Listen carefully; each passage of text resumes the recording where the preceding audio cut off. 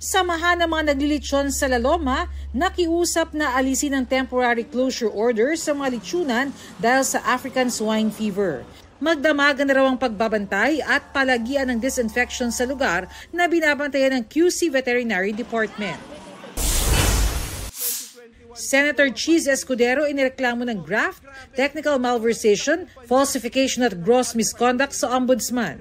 Kaugnay ito ng 40 umano'y maanumalyang proyekto noong gobernador siya ng Sorsogon na nagkakahalaga ng mahigit 300 milyong piso.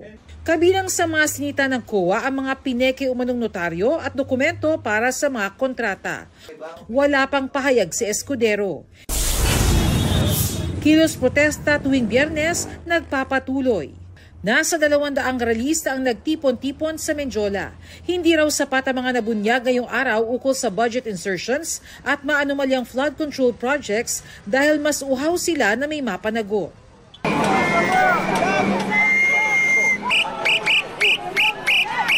Ganito rin ang panawagan ng mga nagtipon sa Makati. Bernadette Reyes, nagbabalita para sa GMA Integrated News.